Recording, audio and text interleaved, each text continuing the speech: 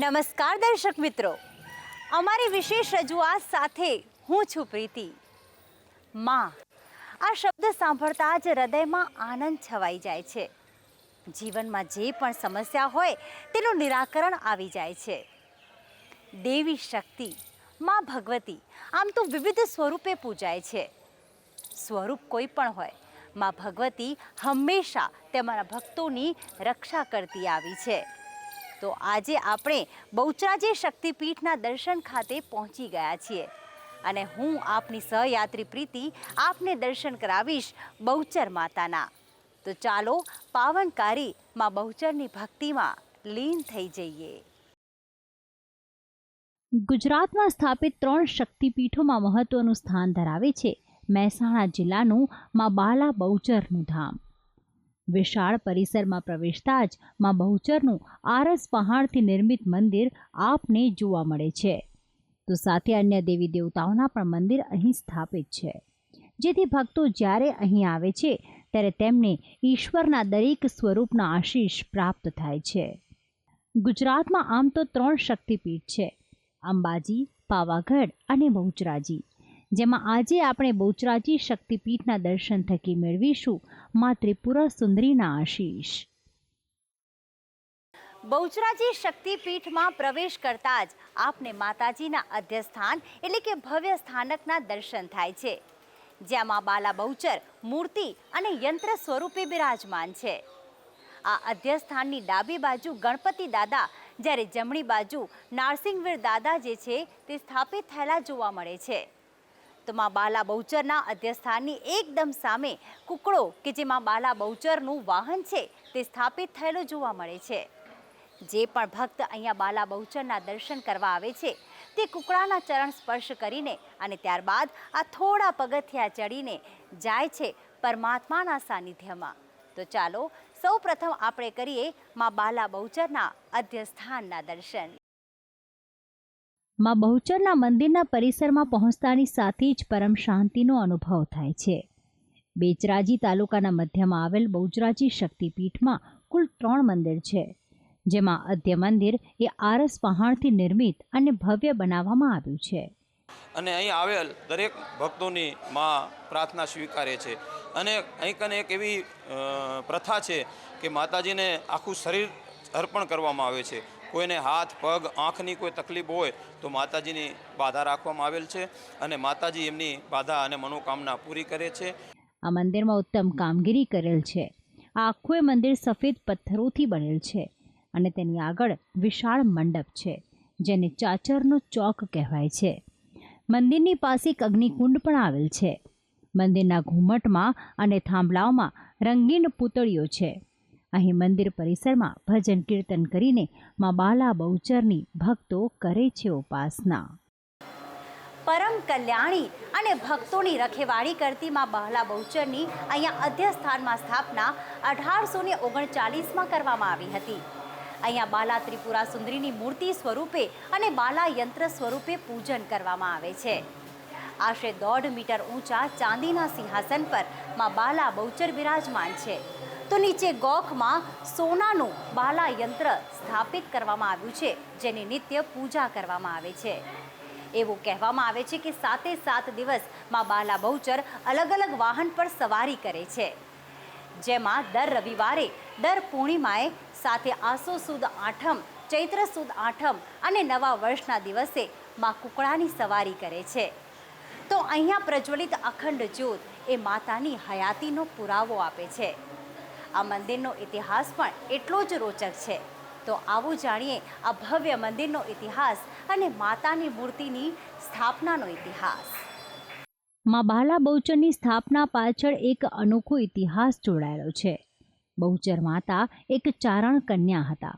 તે તેમની બહેન સાથે એક દિવસ મુસાફરી કરી રહ્યા હતા, ત્યારે બાબિયા નામના લૂંટારાએ તેમના પર હુમલો કર્યો. ચારણોની પરંપરા પ્રમાણે જ્યારે કોઈ શક્તિશાળી શત્રુઓનો સામનો કરવાનો હોય ત્યારે અંતિમમાં તેઓ શત્રુના શરણે જવાને બદલે જાતે જ પોતાનો જીવ આપી દે છે. આ સમયમાં બહુચર અને તેમના બહેને પણ આવું જ કર્યું, જેને ત્રાગુ કહેવાય છે, અને પોતાના સ્તન જાતે વાઢી નાખ્યા. આના કારણે લૂંટારો શાપિત થયો અને આ શાપ ત્યારે જ દૂર થયો કે જ્યારે તેણે સ્ત્રીઓના વસ્ત્ર અને શણગાર કરી માં બહુચરની આરાધના કરી, જેથી જ કિન્નરો માં બાલા બહુચરને પોતાના આરાધ્ય દેવી તરીકે પૂજે છે. આ આદ્ય મંદિરમાં માતાજીની મૂર્તિ અને યંત્ર બંને સ્વરૂપે પૂજા થાય છે. ઉપલા જમણા હાથમાં તલવાર, ઉપલા ડાબા હાથમાં ધર્મગ્રંથ, નીચલા જમણા હાથ અભયમુદ્રામાં અને નીચલા ડાબા હાથમાં ત્રિશૂલ ધારણ કરીને માતાજી કરે છે ભક્તોની સુરક્ષા. પોતાના વાહન કુકડા પર સવાર થઈને માં બહુચર પોતાના ભક્તોને આપે છે આશીષ. બહુચરાજી શક્તિપીઠમાં માં બાલા બહુચરની મૂર્તિના દર્શન તો કરે જ છે, પરંતુ સાથે જ આ બહુચર માતાની મૂર્તિની એકદમ નીચે સ્થાપિત કરવામાં આવ્યું છે બાલા યંત્ર, જેના દર્શન અને પૂજન થકી પણ ભક્તો બાંધે છે પુણ્યનું ભાથું. ભક્તોની આસ્થાનું એક એવું કેન્દ્ર છે આ શક્તિપીઠ કે લાખો લોકો અહીંયા પોતાની મનોકામના ઈચ્છા પ્રમાણે આ શક્તિપીઠની અંદર દર્શન કરવા આવે છે. અહીંયા સોમવારથી રવિવાર સુધી માતાજીને અલગ અલગ સવારી ઉપર બિરાજમાન કરવામાં આવે છે. માતા સતીનો ડાબો હાથ અહીં પડ્યો હોવાથી અહીં શક્તિપીઠની રચના થઈ. જે સ્થળે આ વરખડીનું ઝાડ છે તેની અંદર મંદિરમાં એક અખંડ જ્યોત છે. ત્યાં માતાનું મૂળ સ્થાન હોવાનું માનવામાં આવે છે. તો અહીં પણ માતાજીની મૂર્તિ અને યંત્ર બંનેની કરવામાં આવે છે પૂજા. થોડે આગળ જતાં જ માતાજીનું મધ્ય મંદિર આવેલું છે, જ્યાં માત્ર માતાજીનું યંત્ર સ્થાપિત કરવામાં આવ્યું છે. આ મધ્ય મંદિર નાનકડું છે, પરંતુ ભક્તોમાં અનેરું સ્થાન ધરાવે છે. બહુચરાજી શક્તિપીઠનું જે ભવ્ય એટલે કે જે અધ્યસ્થાન આવેલું છે તેની એકદમ સામે આવેલું છે વલ્લભભટ્ટનું સ્થાનક. વલ્લભભટ્ટ ધોળા કે જેમાં બાલા બહુચરના પરમ ભક્ત હતા અને તેમની ભક્તિથી જ પ્રસન્ન થઈને માત્ર 13 વર્ષની ઉંમરે બાલા બહુચરના તેમને દર્શન થયા. તેમના દર્શન થતાં, દૈવી શક્તિના દર્શન થતાં તેમના મનમાં આનંદ જે છે તે ઉભરાટ આવ્યો હતો. તેમનો આનંદ મનમાં સમાતો ન હતો. ત્યારે બાલા બહુચરે કહ્યું કે અત્યારે મારા દર્શન કરીને જે આનંદની પ્રાપ્તિ તને થઈ છે તે જ સમસ્ત બ્રહ્માંડને, સમસ્ત લોકને તો આનંદની પ્રાપ્તિ કરાવો. અને એ જ સમયે વલ્લભભટ્ટે આનંદના ગરબાની રચના કરી હતી. અહીંયા વલ્લભભટ્ટનું સ્થાનક આવેલું છે, પરંતુ બહુચરાજી શક્તિપીઠથી 2 કિલોમીટરના અંતરે વલ્લભભટ્ટની વાવ પણ આવેલી છે. અને ત્યાં ભક્તો જ્યારે જાય છે, બાધા આખડી રાખે છે, ત્યારે પ્રસાદી સ્વરૂપે ત્યાં તેમને વાવની માટી આપવામાં આવે છે. તો આવો જાણીએ વલ્લભભટ્ટની વાવ અને આ સ્થાનકનો મહિમા, અને આપને દર્શન કરાવીએ વલ્લભભટ્ટની ગાદીના. વલ્લભભટ્ટ જે માતાજીના પરમ ભક્ત હતા કે જેમણે કરી છે આનંદના ગરબાની રચના.